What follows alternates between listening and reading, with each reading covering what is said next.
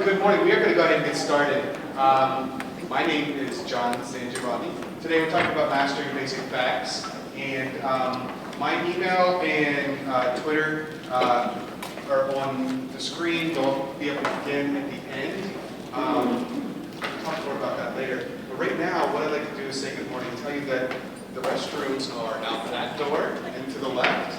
That's important information, so I'm putting that out there. And I need you to actually do something really important for me. You put your name tags up. I appreciate that. I'm going to ask you to add something to it. Can you add your favorite number to your name tag? Your favorite number. Right now.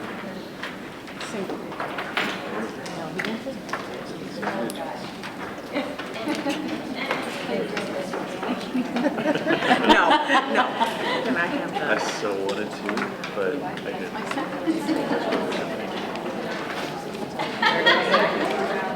So after you decide on your favorite number, what I'd like you to do is just take 2 minutes, say good morning to the people at your table, tell them what your favorite number is, and why it's your favorite number. Okay? My birthday. Go. We'll come back together in a minute and a half.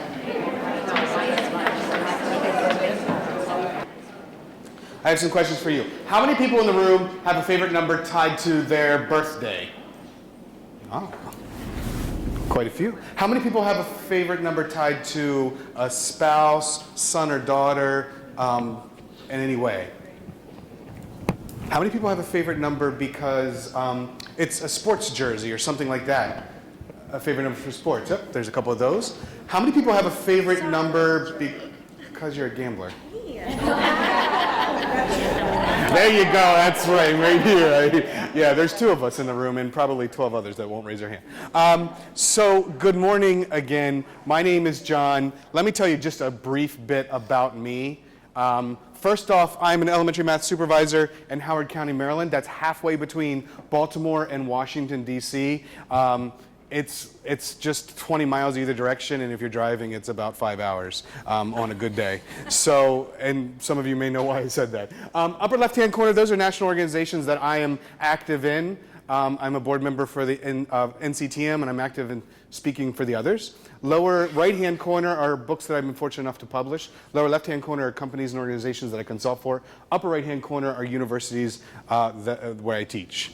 Now, here's what you really need to know about me. My favorite number is 5. My birthday is October 5th.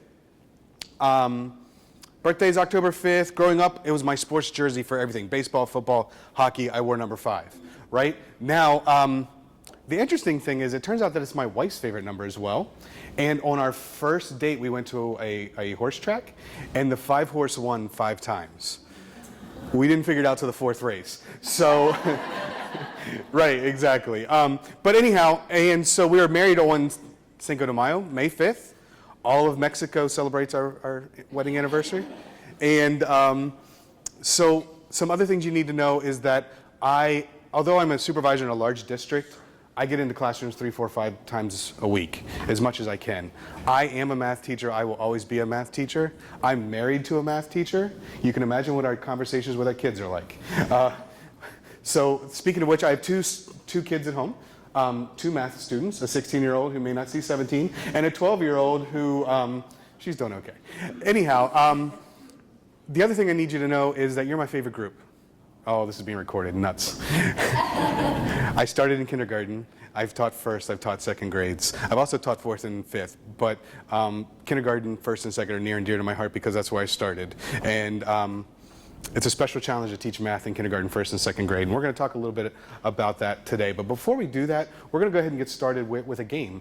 So what I would like you to do is, on your handout, right there on the front page, if you could make 3 columns of 8 rows. 3 columns of 8 rows on the but you can just draw your own on the front page. The directions are inside, but right now just draw on the front. You'll need your own game board.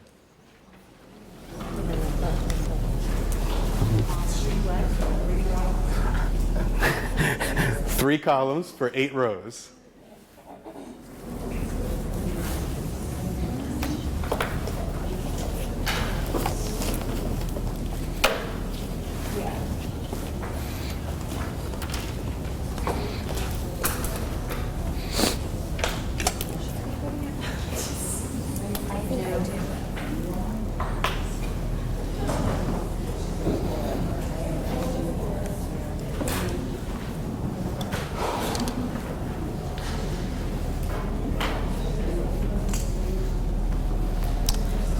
Okay, so this is my chance for a formative assessment task. Looks like there's some people that like really straight lines. There are some folks that aren't quite sure of the columns and rows, but most are in good shape there.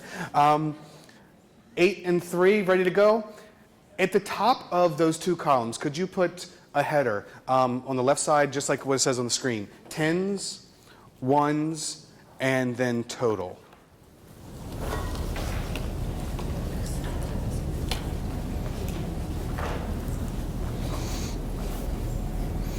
All right, so here's how the game is played. I have an example on the screen. I'll walk you through it, and then you're off on your own. So the game is called Target 100, and on my first roll, I rolled a 2. And so I put the 2 in the tens place. And my cumulative total now is 20, because 2 tens is 20, right? On my second roll, I rolled a 3, and I put it in the ones place. So my cumulative total is now 23, because I had 20, 2 tens, and now I added 3 ones. Does that make sense? On my third roll, I rolled a 4, put it in the tens place. 4 tens added to 23 makes 63. Everybody, you see how the game works? Okay, so here are a couple of rules. Rule 1, you want to get as close to 100 as possible. Not so bad. Rule 2, you can't go over 100. Here we go with rules. Rule number 3, you have to roll all 8 times. So you can't get to 99 on your third roll and be like, I'm done, and you're not. So you have to roll all 8 times. Also, once you put a number in in one of the place values, you can't move it. Does everyone understand the rules? All right, so you're going to roll a number, place it, and then move on to the next row. The goal is closest to 100. The dice are at the middle of your table. Let her rip.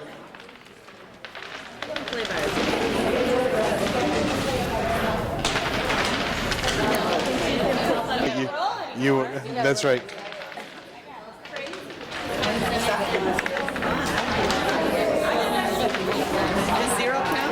Zero counts. Zero's a number. 0, you can put it in a 10 or a 1. That's right.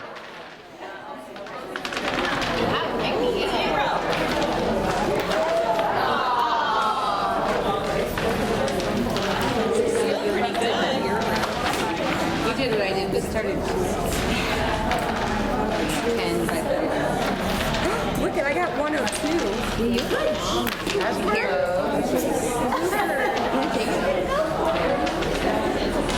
Okay, so it sounds like everybody is wrapping up.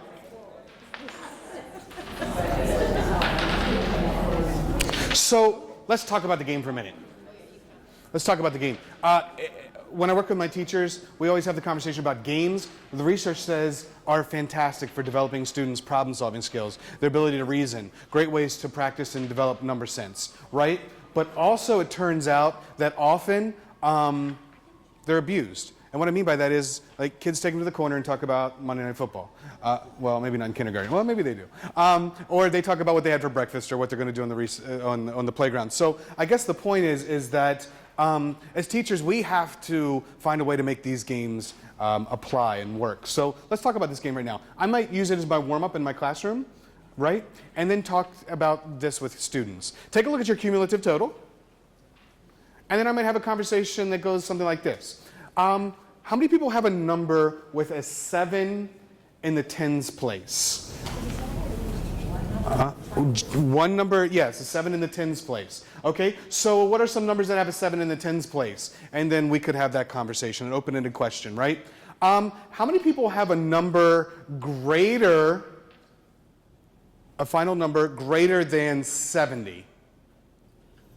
Okay, fantastic. So then the question might be, what are some numbers greater than 70? And I could get that from the group. I could have you think, pair, share, talk to each other about what are some numbers, and go from there, right? The number that popped in my head was 84. Did anybody end up with 84? You did. Fantastic. Now the next question is, something neat about 84 is that it has 4 ones. Does anybody in this room have a number with 4 ones in it? So do you oh, okay. So then we would talk about some of those numbers. What number do you have with 4 ones? 104. 104, right? What are some other numbers that have a 4 in the ones place? And then we could continue that conversation. If I wanted to in a classroom right now, we could have everybody write their number on a sticky note, and we could create a human number line, right?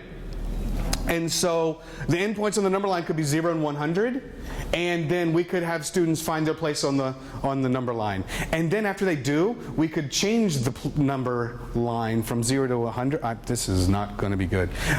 That wasn't either.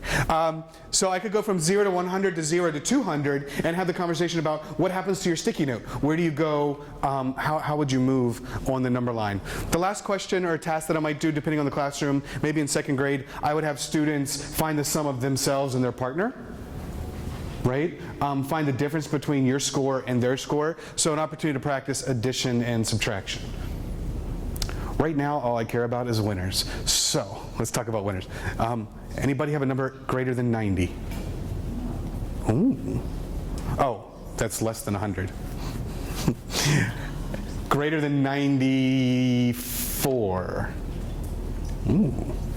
Greater than 97. That didn't cheat. That didn't cheat. 98? 99? Did anyone get 100 on the nose? Oh, and That didn't cheat. You're confirmed. Okay. Oh, very nice. Very nice. So the game is called Target 100. There's something I want us to do with it right now. It's a way to get kids anchored in doing math. And right now you're like, well, but my students may not be ready for this. Totally get it, right? So let's talk about these 3 points. At your table with a partner, choose the bullet. I don't care which one you talk about. Just talk about one. How would you use this game in your classroom? How might you modify the game? Or last but not least, while you're playing it or your students are playing it, what would you look for? So those are the 3 questions. We'll come back together in about 2.5 minutes. Go. Talk to me a little bit.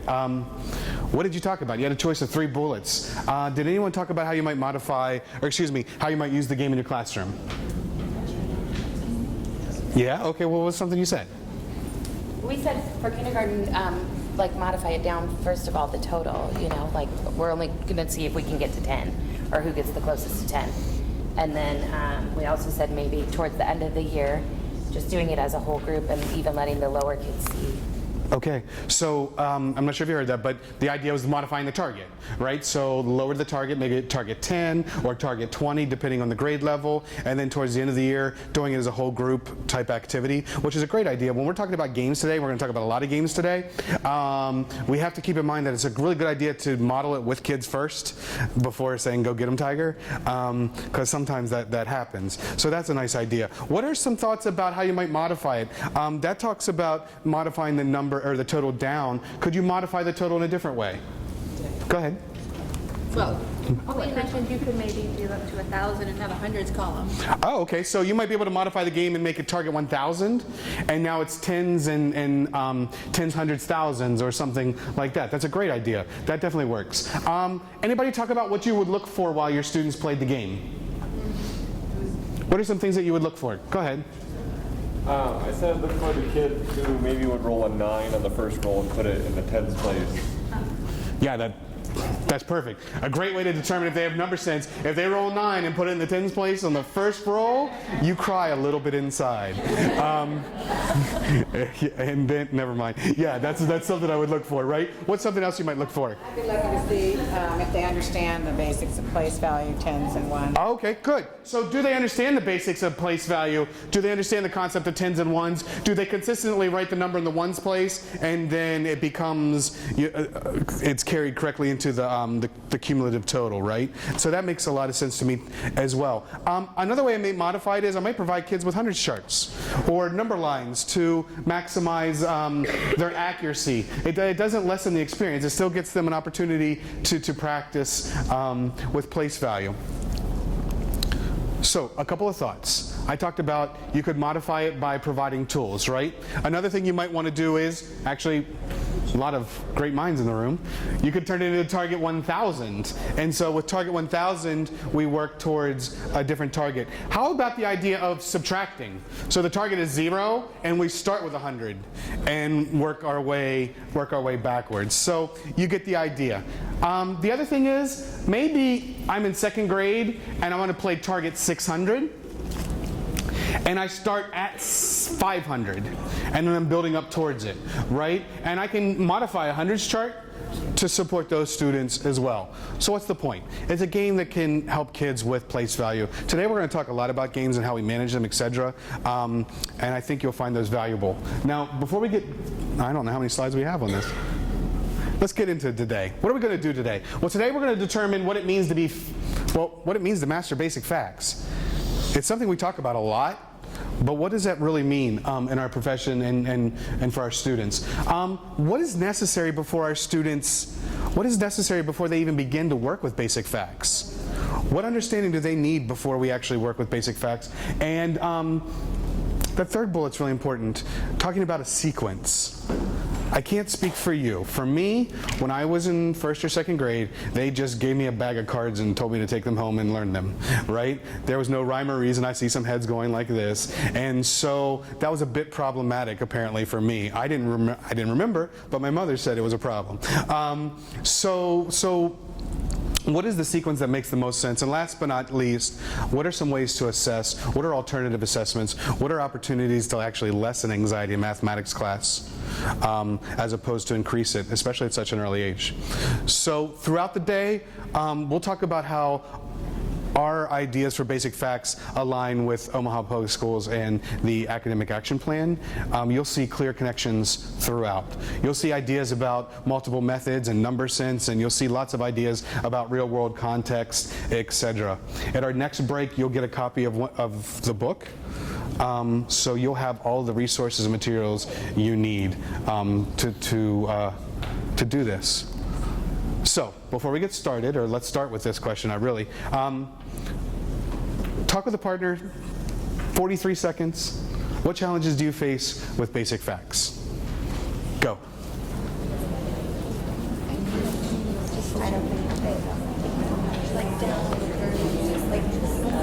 It's regulated. They can't do a thing. Cool.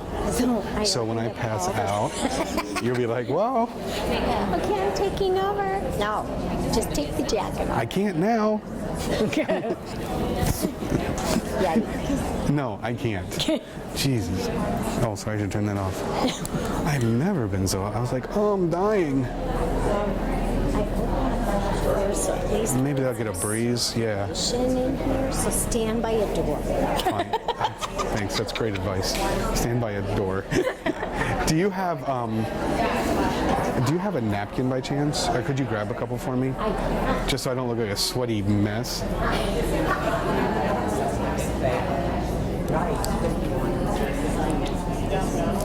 Okay, so that was about 34 seconds.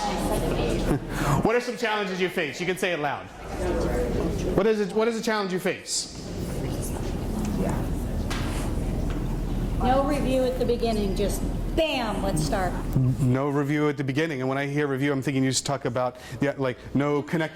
Yeah, no Number sense, it was just right away, let's act. Let's just jump into it. Right. So, what is the prior knowledge and the connections and foundational ideas? Good. Go ahead. What's another thing? That they don't have supersession, like they go 5, 6, 7 Oh. instead of 5 and 3. Okay, that's a really good point. So the development of advanced counting skills, right, or the ability to see numbers quickly, like 5 and 3, the supersession. Right. So low-level strategies, in other words, because counting 1 is a strategy, it's just a forever strategy. And last but not least, one more idea. That's what you're going to a forever strategy. Very nice. How many people see a lot of head tapping and foot pounding, right? Yeah. Oh, the touch points. That's a great one too.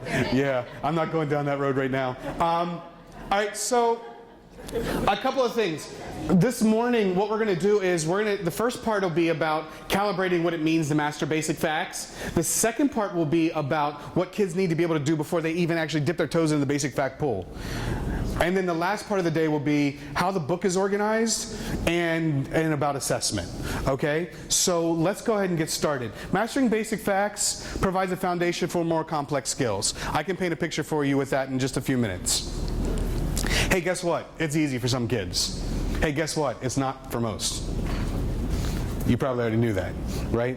It's easy for some kids. And the misconception that many of adults, ourselves, what we have is that we learn them really quickly. And so researching the book, I called my mother and I'm like, hey, so I learned my facts in what, like a couple weeks, right? And she was like, yeah, it was about 3 years. And so, right. And I was like, but, and that conversation didn't go great. What I'm trying to say is that my own conception, thinking that, you know what, this is something that I mastered quickly is not true. I do know my facts now, but I just assumed that I've always had them, and that wasn't the case. And I think that many of our parents and just people in general sometimes think that that's true for everyone, that they learn them quickly. Did you know that it produces high anxiety in most kids? Especially the time test that goes with it. Huge amount of anxiety, and the problem with that is we turn kids off to math sometimes as early as 6 years old, and or they think they're not good at math. You don't have to raise your hand right now, but I bet there's some people in here that feel like they're not good at math, right? It may be back because of these things right here. A couple more things you need to know about basic facts. It's easier if kids understand operations first. Sounds like a duh, right? It's easier if students understand the patterns and properties of addition and subtraction. And it's easier if students have lots of opportunity to practice intentional facts. Ready? Quick question. How many people learned all their zeros first? How many people learned all their ones first? How many people don't remember? Fair enough. Fair enough. And so talking about like, how do we structure this? What roles, what numbers do we work with first? Has a lot to do with this. Last but not least, how many people learned addition and subtraction at the same time? So here's what the brain science says. The brain science says that our brains, many of us don't actually process subtraction. We think addition. And the other part is that it's really a good idea to actually teach both at the same time, especially if we're working towards automaticity, because kids see patterns and make that connection. So let's talk a little bit more. Let's take a test. Oh, yeah. Oh, cool. Anxiety's up already. Hooray! Can you turn your packet to the last page for me? Oh, wait. Okay, get a pencil. You need a pencil. Ready? Last page. You know your facts. You need motivation. $20 if you get 80%. I'm not playing. You got a minute. Ready? Go.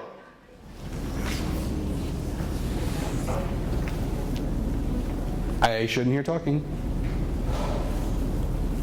You have 50 seconds.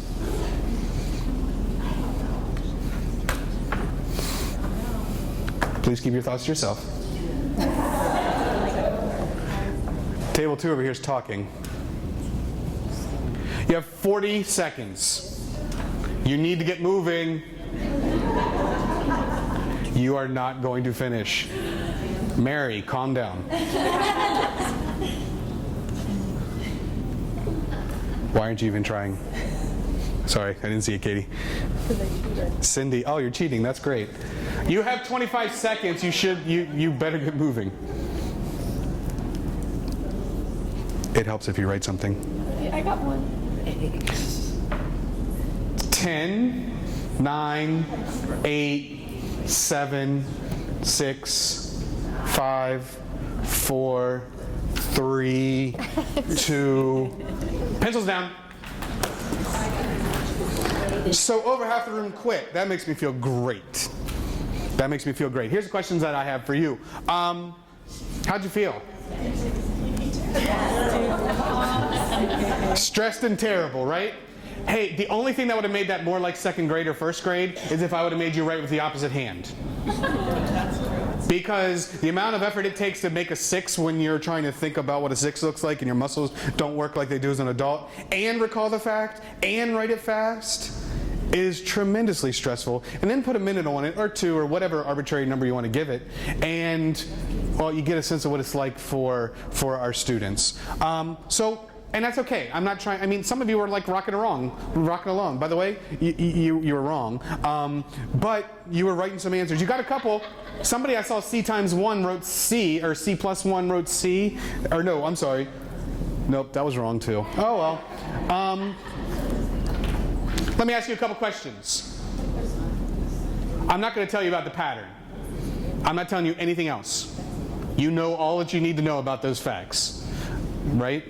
Would you do better if you did that every day? Yeah. I heard some yeses and some nos. Let me put it this way. If you never understand the pattern or how it works, are you ever going to do better? What if you do it every day, though? No? All right. What if I give you an incentive to do well? I did. I gave you $20. Nobody was even interested. That's almost a coffee at Starbucks. So then the question becomes, what if you practice with flashcards every day? Would it work? Gotta know the pattern. Got to know what's going on is what I'm hearing. What about this? What if I also had you practice at home? That would be the secret. Why doesn't it work? Because you don't understand. Do you agree? That's what it's like for many of our kids. And then they participate in a test over and over again with flashcards that aren't organized or don't make sense to them. And therefore, they obviously struggle. You would do the same, right? I would too. I have. So here's a question for you to reflect on for just 3 seconds. How have we traditionally taught basic facts in the United States? When I say traditionally, I'm just talking the last 100 years. Everything I just described, right? Right? Time tests a couple times a week, maybe every day. Flashcards, oh, we'll practice them at home, right? That's the way that we've done it. Do you agree? And what have we said for the past 100 years? They don't know their facts. I'm pretty sure the definition of insanity is that, right? So for 100 years, essentially, we've approached basic facts in certain ways, and we've yielded the same results. And so I guess the question is, what do we want to think about differently? So when I first moved to the math department, my first goal was creating a math basic fact program. And so I researched it. Take a look at the screen. This is phenomenal. Drill and arithmetic facts does not necessarily lead to recall. That makes sense. Check this out. Drill must be preceded by sound instruction. Does anybody here disagree with those ideas? This is the best part of the whole thing. That was done in 1935. Right? So what's the point? We've known this for a really long time, and we've struggled to implement it, myself included. And so what I'm trying to say is that today's an opportunity to start thinking about how we might make some changes, some things we might do differently. So, why? Those are fingerprints. The way we think about numbers is as unique as our fingerprint. Granted, we think about numbers in common ways from time to time, but the way every one of our children think about numbers is unique. And so therefore, to teach them all with the same fingerprint probably doesn't make sense. Here's the question I asked myself. In Howard County Public Schools, HCPSS, has our approach met the needs of our students? That was the essential question I was trying to answer. And so I asked questions like, has it been good for all of our students? Was it culturally responsive? Did it take into account the kids learn in different ways? And last but not least, was it optimal for students with special needs, right? Or with different learning needs? And the answer to my question was no to all of them. So that's when I knew that we had to do something different. But then I really started thinking about my kids who really got their facts, the memorizers. Did it work for them? And the answer there surprised me. Memorization hasn't worked. They could recall their facts, but Robert McClure is a kid that I think about often. He knew all of his facts, cold, fast. The only problem is he didn't actually understand addition.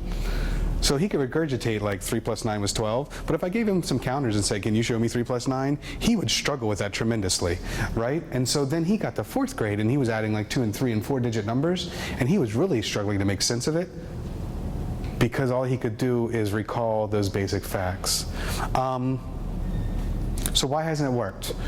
We're going to talk about a reason why it hasn't worked. You've already done this today, so you're going to talk with a buddy. Can you identify all the skills you need to do what's on the screen? Ready? Drive a car. Go. Talk with a partner for a minute. What are all the skills you need? Well, that would be odd, wouldn't it? You're right, they would. And a snorkel. Yeah, right. That's right.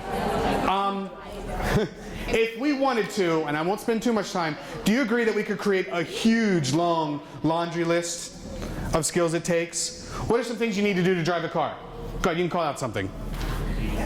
You need to know where your keys are. You need to know how to use the keys. In fact, I'm in a rental car right now and I didn't know how to turn on the car. Okay? So don't take that for granted. What are some other things you need to be able to do to drive a car? Oh, multitask, right? You need to have hand-eye coordination. Take a look. If I turn the wheel like this at 3 miles an hour, totally different experience than when I do it at 90. Right? And I told you I have a 16-year-old. He's learning all these things now, and it is scary. You need to have spatial awareness. Do I have enough time to pull out before that car comes down, right? And you need to know how to step on the brake, because when you do it just like I did at 3 miles an hour, totally different experience than 75 miles an hour, right? Or 90, Cindy. Anyhow, what else do you need to know? How about the symbols on the road? Right? How about estimation, the ability to know how fast I'm going? What do I think the speed limit is? Can I afford the ticket? I can. Let's go. So if I made a laundry list, look, if you think about how far you turn the wheel as 1 degree at every speed, every mile per hour as an independent task, how hard you push on the brake, all these things, checking your mirrors. By the way, my son does not know that there are mirrors in the car yet, so we're hoping, it's only been 3 months, so we're thinking it's coming soon. The point that I'm making is that if we really get down to it, including like how to turn on the car, would you agree that it's a list that is really, really long? Okay. That's just for driving an automatic. Take a look at the screen. All those skills you just identified, you better know really, really well if you're driving a stick. Oh, and by the way, there's a tremendous amount of new skills that just came into that conversation, right? Let's talk a little bit more about something else. Ready? What if you're driving a stick in rush hour traffic? Yeah, your leg is going to hurt badly. But that original task, you better know really, really well. Do you agree? What if you're driving a stick while talking on a 1992 cell phone? You better have those original set of skills really, really strong. Do you agree? Okay, last but not least, what if you're driving a stick while talking on the phone in rush hour traffic on a hill? I should have added that. While it's snowing. If you're not dead, it's because that first layer of skills you have down really, really well, right? They're almost reflexive. Like you do them without even thinking. Do you agree? So in math, the blue the blue cloud is driving a car. And we really need to have those set of things like basic facts in a good place so that we can drive a car in all those other conditions. That doesn't mean you can't learn how to find equivalent fractions if you don't know all your multiplication facts. But it does mean you're more likely to be successful because your brain can focus on the meaning of equivalent fractions. The same is true for us in primary grades. You don't have to know your facts before you do problem solving. However, the more facts you know, the more your brain can then focus on problem solving as opposed to what is a plus 3? Does that make sense? A couple of other things. How many people here you drive home every day the same way? And one day you needed to go somewhere else, and before you even thought about it, you ended up where you always go. But yeah, everybody's like, yeah, I've done that. Right, because the science is that's your brain is taken over. It's letting you sing along with a song or do something else, because it's got it. I'm going point A, point B, point C. Right? That's actually some science. We, as a profession and as parents, have confused the word memorization with automaticity. I think what we want to say for our kids is that we want them to be automatic. You remember that idea of driving home every day and you get to the wrong place? Well, you get to the same place every day? Your brain is taken over? Let me tell you about the science of automaticity real quick. Can everybody see the brain on the left? That's a brain that's trying to do something when the inherent skills aren't automatic. All those dots are activity, and you think that's really good, but your brain struggles with that much activity going on at any one time. But on the right side, that student is working on something like finding equivalent fractions when they know that 2 is half of 4. The science of it is that processing it's a heavy load on our brains, and that the more we do something, the better we get. And with automaticity, it turns out that it reduces our brain load, our working memory load, by as much as 90%.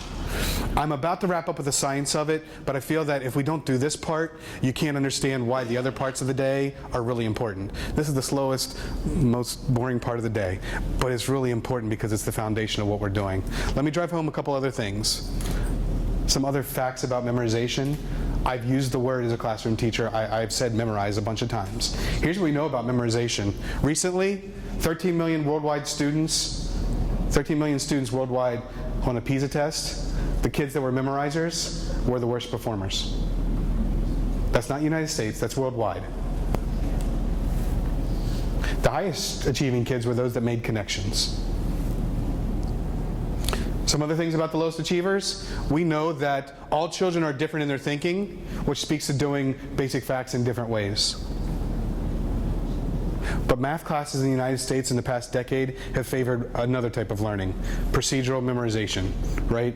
And we know that that doesn't work based on recent results. So a couple more slides, and then we'll be going to a break here in a moment. Remember that question, has this met any of our needs? One last argument. Does memorization contribute to understanding? How many people in this room memorized how to drive a car? We didn't. You can't, right? Because it's always changing. How did you get good at driving a car? Okay, that's an assumption. Somebody got it. What did you do to learn how to drive a car? You drove it a lot, right? And you made some mistakes, of course, but you drove it a lot. You practice after you understood the rules and everything else. So I'd like you to solve this problem in your head. No paper, pencil. Ready?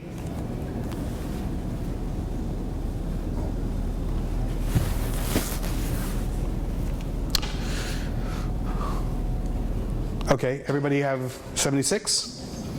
That's good. So the question I have is, how'd you solve it? I'm going to go there and then back there. Go ahead. I added 40 plus 20, which is 60. And then I added 9 plus 7, which is 16. And then put those back together. So I heard 40 and 20, and then 9 and 7, put them back together to make 76. How did you do it? Took 1 off of the 27, made 49.50, and then added 26 to it. Okay, so that was, I took 1 from 27 and made it 50 plus 26. Did anybody do something different? Well, look at the hands everywhere. All right, go ahead. I just added the 9 plus 7 that I carried. Okay, so I added 9 plus 7 and regrouped the 1 and brought it together like that. Fine, that works as well. Somebody else, did anybody do it a different way? Yes, go ahead. I did 49 plus 20 is 69, and then 1 more makes it 70, and there was 6 left. Okay, so 49 plus 20, 1 more makes 70, and then, so you decompose the 7 as well as the 27 from a whole. We can keep going. You just proved my point that everybody thinks about math differently, right? So a few years ago at Clemens Crossing Elementary School, I was interviewing kids, asking them this very question, and everybody was giving me the standard algorithm, they were doing that, and I was like, yeah, fine. Finally, one little girl said to me, do you want me to do it like I do it in school, or like I do it at home? I was like, oh, crap. I don't know if this is going to end up in a parent phone call. Okay, talk to me. And so she did it actually by breaking it into 49 plus 20 plus 7. And then she also did the standard algorithm. At that point, I realized that we had a problem, that some kids were doing things at school and then they did it a different way at home. And so take a look at some of these guys real quick. Everybody could do the algorithm, which is helpful when you get with more complex numbers. But numbers like these, most of our kids were able to break apart and do in different ways. And so we see that, we see that, we see that.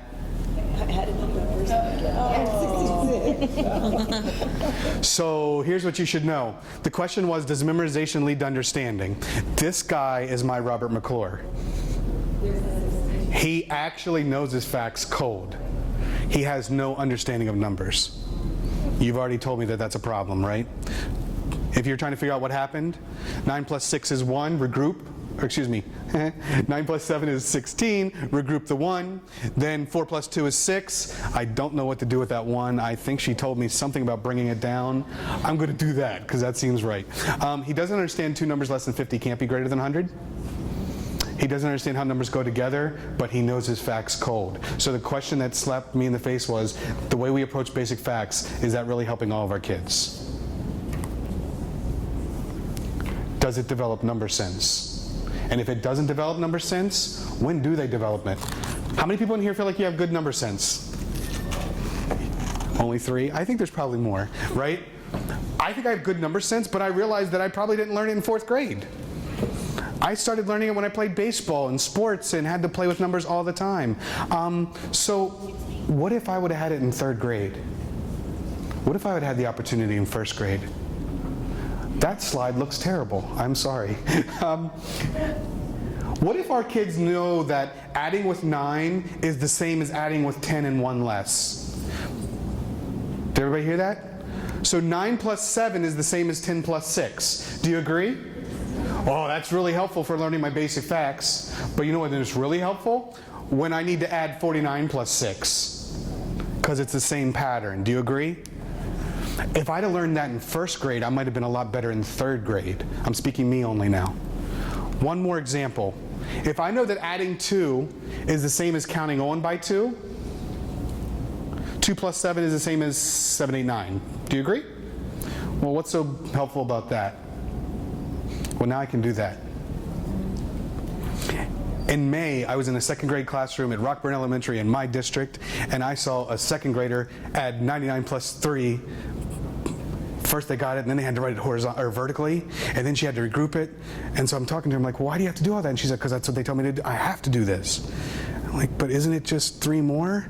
She's like, well, yeah, but I have to do it like this. And so I was like, all right, well, we need to work on that some. What's the point? If students are given the opportunity to think about basic facts in a different way, they can think about bigger numbers in a different way. And so those are some examples for multiplication. I'm going to skip them for now. We are going to take a break in just a moment.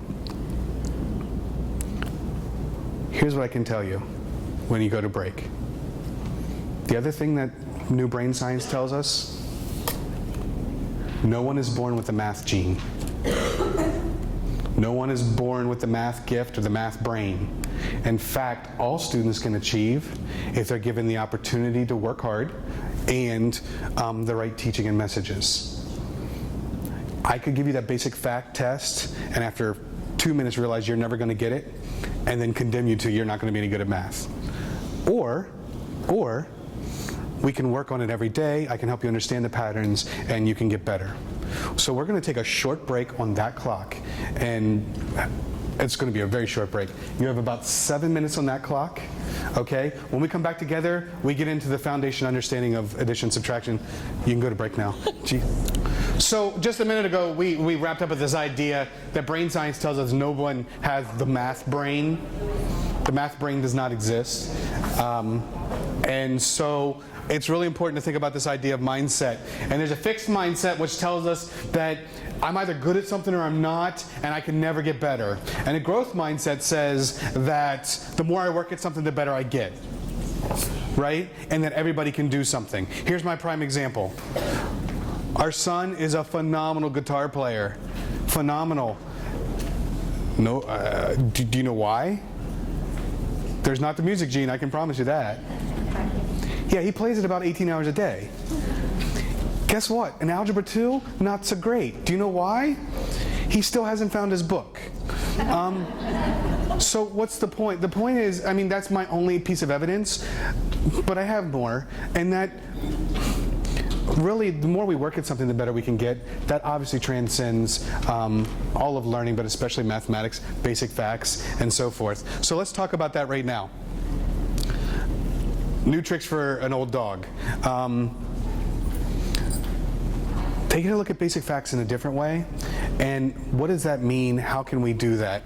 Well, Sue and I put these two books together to address that. You will get a copy at our next break. And so they're built on five things. Foundational understanding, what kids need to know before they actually get into learning basic facts, right? Think about my Robert McClure. The other thing is, what is the actual exemplary instruction? Like, what's good math instruction? Well, it has children's literature connected to it, right? So we're going to try to provide a lot of those for you today. Intentional practice, lots of independent practice, and then assessment, such as my kids are playing a game, and I can assess them, right? And it's probably a better assessment because they don't even know I'm paying attention. Okay? I can sit down and interview kids. We'll talk about those at the end of our day. It aligns to the academic action plan. One last thing for you about memorizers. They really have to understand how math is connected, how it works. Here's my best piece of evidence. Ready? Can you memorize all those words for me? I'll give you $20. Some of you right now are like, huh. How about now? Which one's easier? The one that makes sense. It's the one that makes sense, right? That doesn't mean there aren't people in the room that can do the top one. You can. In fact, I bet we all could if we worked really, really hard at memorizing it. But 3 months later, what happens? It's gone, right? That's my best piece of evidence about thinking about how we memorize versus how we make sense. So let's get into making sense. First thing our kids have to do is understand operations. Remember Robert McClure? He didn't. They have to have strategies to develop the answers. But once they understand that 3 plus 3 is 6, using the double strategy for that isn't really needed anymore. Like now it's just a matter of, I gotta get faster, right? I need quick recall. So that's pretty much the model that we use throughout in terms of these are the things they need to do. They have to understand what's going on. They have to develop strategies and then develop quick recall. So our message is, first we teach context, we teach with literature, then we have additional lessons, and we have independent centers, practice, games, things like that, and we do that over and over again. Remember, I didn't learn my facts in 2 weeks. Basic facts really isn't a chapter in a book. It's something that takes 180 days in some cases, sometimes 2 years. And so, doing it for a long period of time. And last but not least is that assessment piece, right? That should probably encompass all of this too. That while my kids are playing games or doing things in the classroom, I can assess them as well. You can't see the arrow there, I apologize, but that message there is time. And then the other message is that, you know what, some of my kids are great at their facts. They really shouldn't have to sit through the same activity. So they need something for extensions. So right now, we're going to actually look at some activities. What do we need to do to develop foundational understanding of addition and subtraction? Let's start within your packet. Can you open up your packet to the Frayer model? It looks like what's on the screen. And you can choose the word addition or subtraction. You can choose the word addition or subtraction, and all I'd like you to do is complete 2 boxes. Your choice as to which ones. What does it mean? When will I use it? What does it look like? Or what other words go with it? You choose which 2 boxes you complete, and the word can be addition or the word can be subtraction. Lots of choice right now.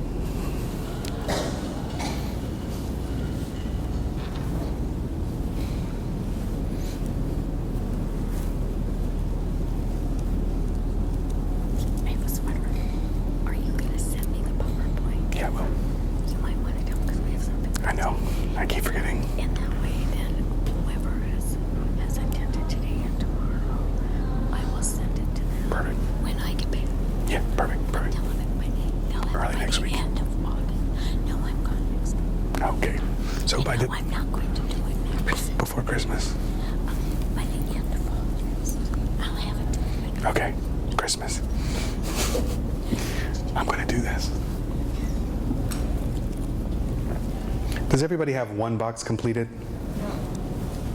Okay, I'll give you another minute.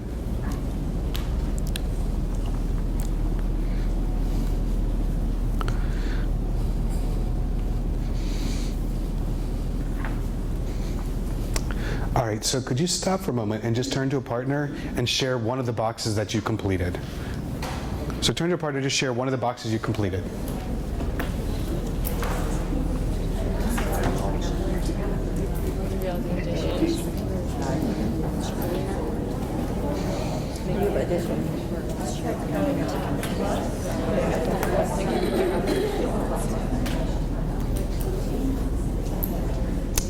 So I love walking around and seeing what people do. I noticed a lot of folks actually did not start with what does it mean. Actually, a lot of folks started with what does it look like, and drew a picture of addition or subtraction. So maybe you did that. Maybe you drew an addition sign because that's what it looks like. Maybe some of you wrote down what other words that go with it. Did anybody write down what other words go with addition? What did you say? Sum total altogether, how many in all? Sum total, how many, all. I think I heard most of those. The blinds were kind of loud. It's okay. Those are great words. Did anybody write down the word addend or sum? Yeah, well, I just said that, right? Are we okay? Well, I'm just trying to make it a little darker. It might be easier to see the screen. I'm sorry. No, it's okay. You were playing with buttons. I like that. They're doing great. So this is called a Frayer model. I'll tell you an experience for me. Does everybody remember their first year teaching? Do you agree that those kids deserve their money back? Okay, I can't say that's true for you. But for me, I was in a public school. I'm not sure how they get their money back. It might be like a tax credit over years or something like that. But I don't want anybody to walk out today thinking that like I was this magical teacher my first year and always, like I learned a lot along the way. And one of the things I learned had to do with vocabulary. So I taught the way I was taught. Copy my definition 3 times. Guess what? First graders don't like that. It's true, right? And writing is so a couple years. So then I got better, and I would put it on sticky labels. Actually, before that, I had them just write the definition once, and I thought, I've got them really good, right? Then I put them on sticky mailing labels, and they could peel them off and put them in their journals, and that's when I thought like, I was the rock star, right? I was the cool teacher. I didn't make them copy my definition. Then someone asked me, were they memorizing my definition or were they making their own meaning? And then I was like, wow, I'm terrible. So this is a tool that can be used in any class and math to see if kids, or to help kids understand by making connections. And do you agree that if a child or a group of students complete this chart, they understand what addition is? Right? A really nice opportunity to make connections and make meaning. So let me share some other examples with you. That's a second grader. The word is pint. It is awesome. It is a measure of a unit of measurement. We measure water or milk. Because if you're 7, that's what you measure, water or milk, right? You use it in a recipe. Take a look at the picture. Awesome. I think he's holding the pint this way, like towards you. I'm not sure because he's really small compared to the pint, so it just doesn't make sense. I also would recommend that this individual put on a shirt. B, one bicep is considerably larger than the other, so you want to do some curls. I would never, this is one of the great parts of our job. I would never do this to a student, but it's kind of funny when you see these things, right? And then on the other side, what are some words that go with it? Cup, quirt, and gallon. Better question for you. Does he understand what the word pint means? Yeah. Does he understand pint? Yes. What am I trying to say? We use Frayer models in our classrooms a lot to make connections. This might be something that you would take back to use with your kids. I just did it with addition and subtraction, but you can actually do it with any concept, right? So let's talk a little bit more. One more example. Look at Dominic. Dominic is not, this is a 3rd grader's work. I hope to be able to write like Dominic someday. His handwriting is phenomenal, but look how he compares the models of numbers, right? And so does he understand all forms of numbers? Yes. Could I do that with a 1st grader? Absolutely. Maybe I would change the numbers, right? Could I do it with my kindergartners? Maybe not yet, right? Maybe not yet, but maybe they could build models of the numbers. and then find digit cards that match, so they could do something similar. Oh, I see you taking a picture, Kathy. I'm glad you did. That reminds me. All the slides will be available to you. So you can take pictures all you want, but I'll also make sure you get the slides, and that'll go with your book. And Cindy said you'll get it by the end of August, correct? All right, great. The slides, that is, the book today. So let's move on a little bit further. You know, in the interest of time, we're not going to do this. Why not? Go ahead and dump out the dominoes at your table real quick. Except I'd have like bite marks. They're tasty. Dip them in chocolate first, they're better. Maybe they're like peeps. Yeah, right. So these are my travel dominoes, but I think you all realize you're like, oh, these would be good in my class because, well, they're light and they're quiet, right? And they get up to double nines. So what are some other things that I might want to do before I learn basic facts? Do my kids actually understand addition? I might have them use dominoes, and I'll choose the sum. Ready? The sum is 8. Can you find a domino somewhere on your table that shows a sum of 8?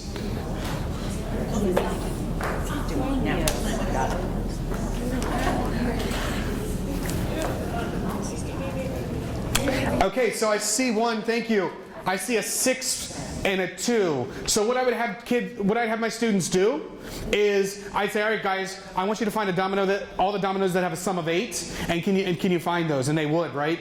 And then we'd write that equation down, or draw a picture of it, or do something like that. All we're trying to do is work with that representation and its meaning. Okay? So one of the activities with dominoes is I choose the sum, they find the sum. Does that make sense? And I did a really bad job, but what I would do is have conversations like, well, yours has 6 and 2 and yours has 5 and 3. Are those both still 8? How could that be? Well, what if I flip it over and now it's not 5 and 3, but it's 3 and 5? Is that still 8? I might have kids sort dominoes. So you're not going to do this, but I could have you sort them into piles of dominoes greater than 12 and dominoes less than 12. And then choose 2 dominoes and write an equation for it. Draw a picture of it. I do want you to do this. Can you look through the dominoes and see if you find any 2 dominoes that have the same sum? Can you find 2 dominoes that have the same sum?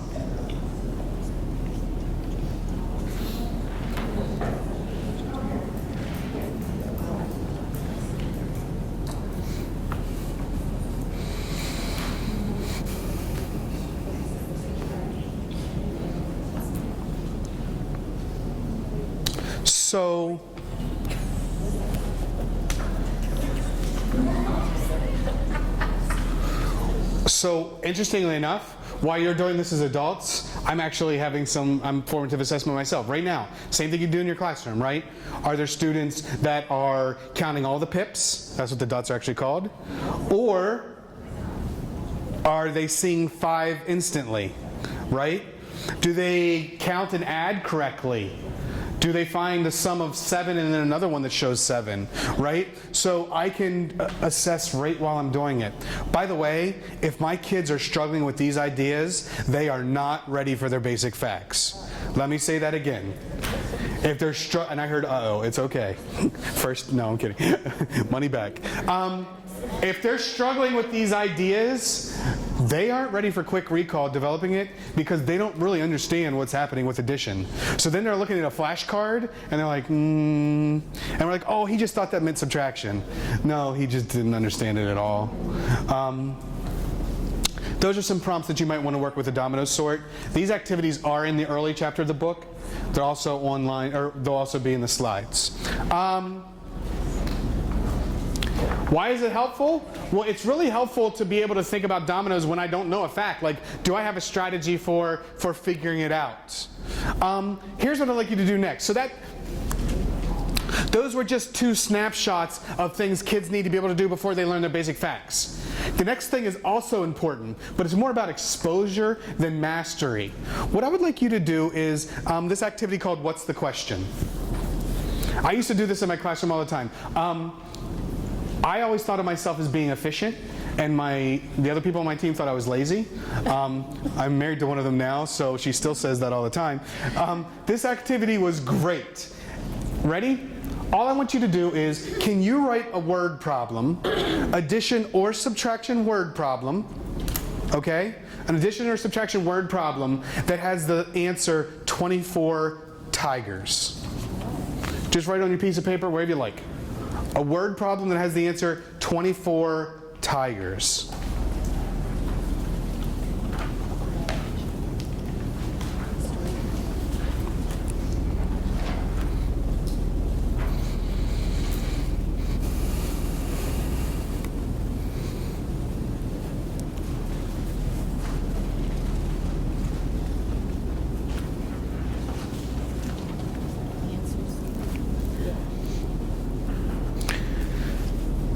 A word problem with the answer 24 tigers.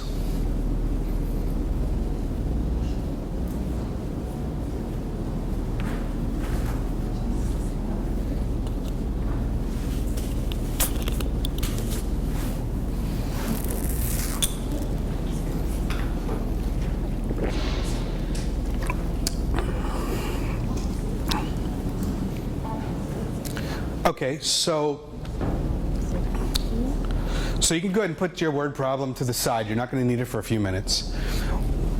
Why did I tell you about the efficient versus laziness? That little story.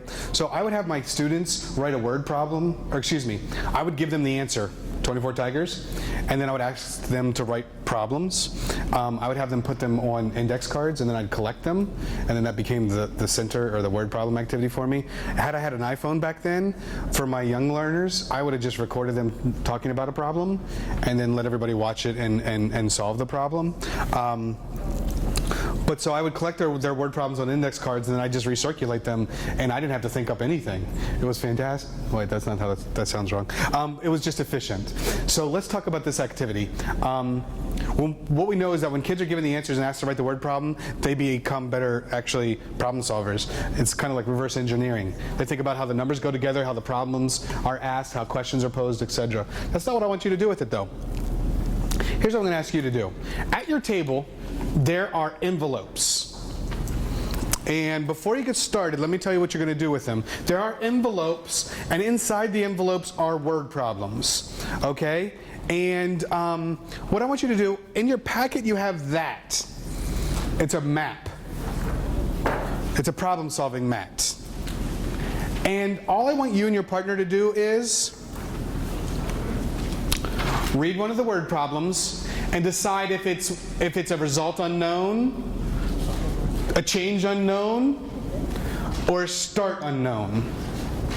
Does that make sense? The one thing I can tell you is a good clue is that if the animal's a bear, all the bears are in the same row probably. There's a clue. There's some help for you. All the bear problems are in the same row probably. All right? Take a few minutes, figure out where the problem-solving cards go.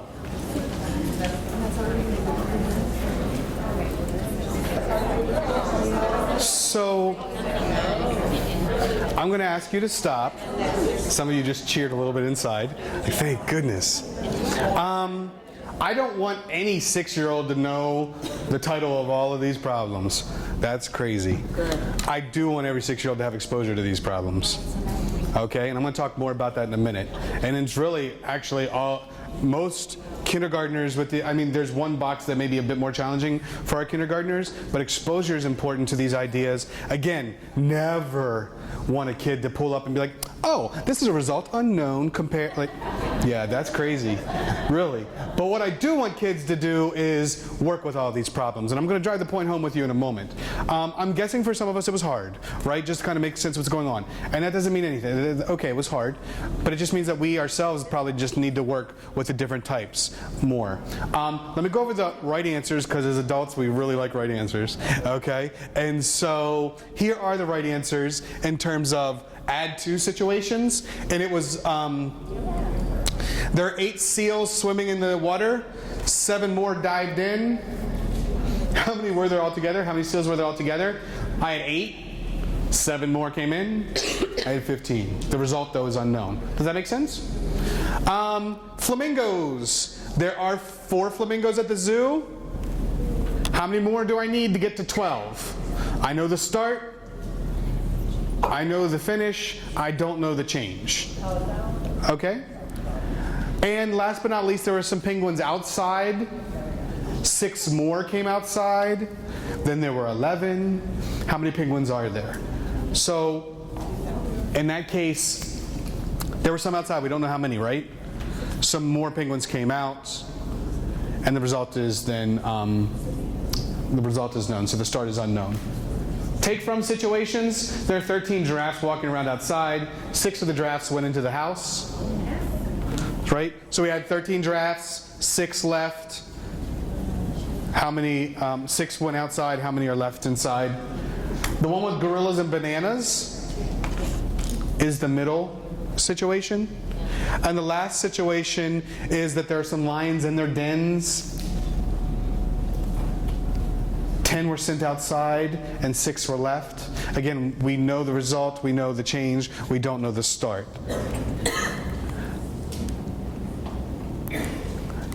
Brown bears being compared to polar bears. They're both bears.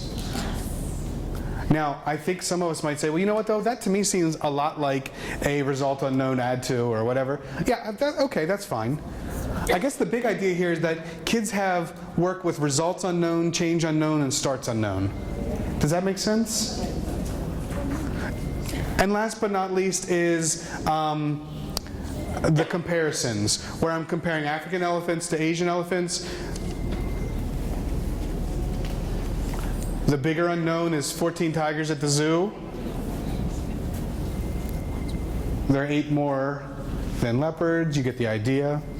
I'll send the answer key and the cards for that matter. Now you're asking, why did I do this? I thought we were talking about basic facts today.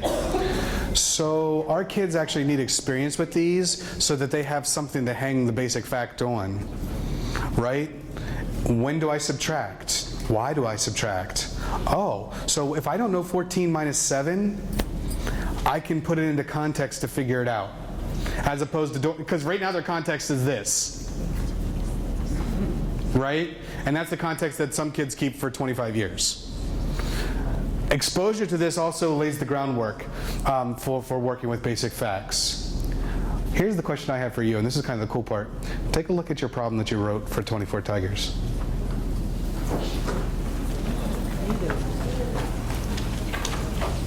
Put your problem on the chart. I know where it goes before you do.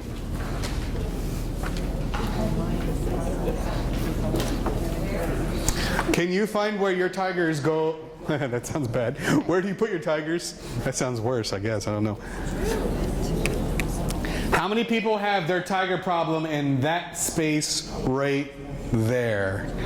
Yeah, most of us actually do. How many people put their tigers in that space right there? So here, I do this in lots of places. Almost more than 95% of the time, all of our problems are in the result unknown situation. And so what does that tell us? It just means that as teachers, if we're not intentional, we always write the same type of problems. And what happens? Then our kids only work with the same type of problems. And then on a test, they see a different problem. And I was the first person to cry foul. Well, that's not fair. That's a tricky problem. The problem was that I just never gave the student experience with it. Am I making sense? So really, I don't need you to walk out of here being a master of all the problem-solving situations. What I do need you to be aware of is that there are different ways to ask addition subtraction problems, and our kids need exposure to all of them so that they're good problem solvers, but better yet, so that they're ready to be basic fact quick recallers. I don't know what that title is. So one more thing, a couple more things our kids need to be able to do before we're ready to start basic facts. They need to understand what we talked about so far. Do they even know what addition means? Do they even know what subtraction means? Can they use dominoes to figure it out, right? Those types of things. Do they understand different problem-solving situations? Not, they pick up a card and say, oh, this is a result unknown, compare, not that.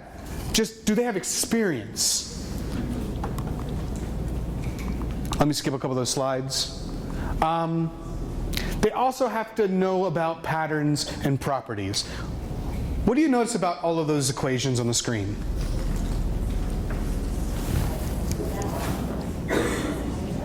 I heard they all start with 16. What else do you notice? 6, 7, 8, 9, 10. Oh, I heard 6, 7, 8, 9, 10. So it's going down by 1, but, excuse me, it's going up by 1.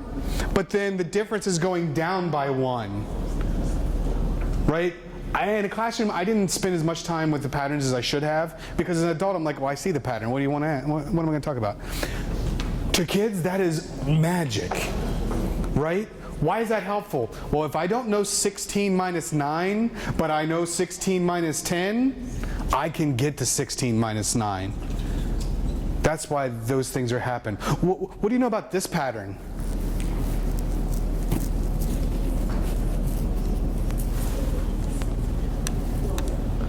I heard someone say it's the opposite. What do you mean by that? No, it isn't. No, it isn't. Okay. What are some things you notice about the patterns? They all start with 2. Now again, to adults we're like, who cares? If I'm 6, they all start with 2. Oh, can you start anyone with 2? If I'm 6, hey, wait. They're all adding different numbers. Did you notice that each time I add 1 greater, the sum is 1 greater? 2 plus 3 is 5, but 2 plus 4 is 6. That's 1 more and that's 1 more. That's really helpful. You take it for granted because you're an adult. But that's really helpful when I'm 5 because I don't know 2 plus 5. Oh, but it's just like 2 plus 4. Or I can count on 1. What patterns do you notice now?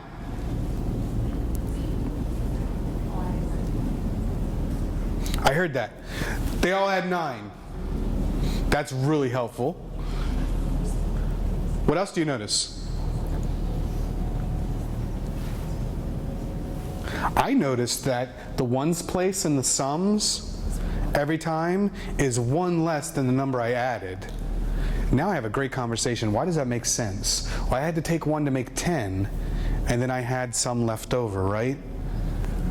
Do some of our parents understand that idea, right? Our number system is about patterns.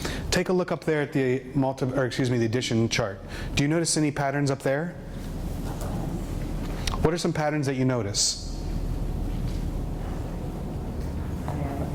Diagonal says what? They're all the same diagonally? Well, like top this way. That way? No. Oh, this way. Going right, I got it. So they're all the same going from right to left diagonally.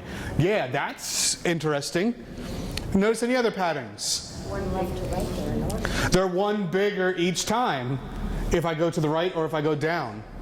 Hey, do you want to notice any other pattern? Maybe you didn't notice this pattern before. Those all count by 1.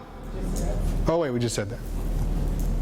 So then that means if I understand that, those all count by 1 too. They follow the same pattern. What do you notice about these patterns? Did you notice that all the ones shaded are even?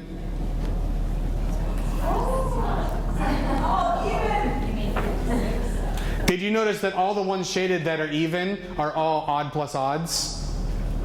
Do you know that's really helpful? Because if I add 2 odd numbers, 3 plus 3, and I think it's 7, that's impossible. How many times have you said, I'll tell you how many times, 1 million. My kids just don't know if their answer is reasonable. They just don't even know if they're in the ballpark. Because they add 2 even numbers and get an odd answer and they're like, it's fine. 5 plus 5 is 21. I'm cool. Take a look. It's hard to see shaded, I apologize. All of even plus even is always even. And last but not least, even plus odd is always odd. Why is that helpful? Well, again, if I'm adding numbers and I always get, right, I should know what my sum is going to look like before I actually learn my basic facts. Look at all of those. A game I used to play with my students was I would just put up a problem like that and all they'd have to do is say, will the sum be even or odd? They weren't even allowed to tell me the answer. They just had to tell me what they thought. Last but not least, what else do they need to know? That 4 plus 5 is the same as 5 plus 4. Tell me if you've ever experienced this. You're working with a student and they're struggling with 5 plus 4. And you're like, but you know 4 plus 5? And they're like, yeah, it's 9. So then what's 5 plus 4? I don't know. You're like, but we just did, it's the same thing. Because they actually didn't understand it. So we can use number lines to develop that. Those things are in the book. And then I used to do a lot of things called agree, disagree. They're in the early chapter as well. Simply, do you agree that 9 plus 6 is the same as 10 plus 5? This would be a think, pair, share for kids. You would think about it, you would talk, and then you share out. Next, do you agree or disagree with that one?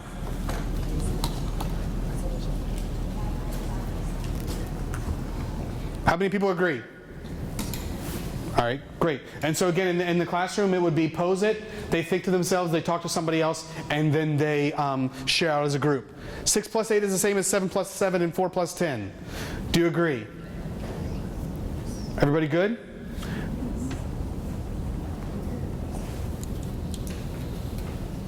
Do you agree?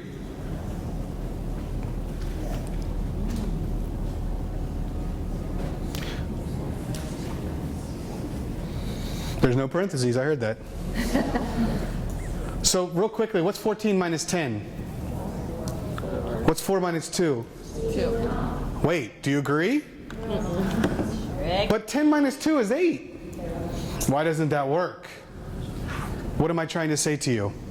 If our kids can't make sense of these things, they don't have to be fast. But if they can't make sense of how numbers are added, the meaning of addition, subtraction, properties, patterns, and if they don't understand problem-solving structure, at least have exposure to them, they aren't ready for basic facts. The pool, that's not a pool to swim in, right? It's going to be very frustrating for them. And ultimately for you. It's really helpful if I understand all of these things. So, all we did right there was talk about the foundational understanding, okay? What we're going to do for the last part of the day is get into the books and the organization. Where are all the literature lessons? Where are all the activities? Where are all the games, okay? Since we need to get out the books, we'll take a break at this point. We'll come back together. Oh wait, sorry, don't go anywhere yet. We will put them on your table. We will put them on your table. All right, so we're going to put the books on your table. Oh, before you go to break, I'll give you an extra minute. Can you put the cards back in the envelope? Just so that they can be used again if you haven't already. We're coming back together at about 9:45 on that clock.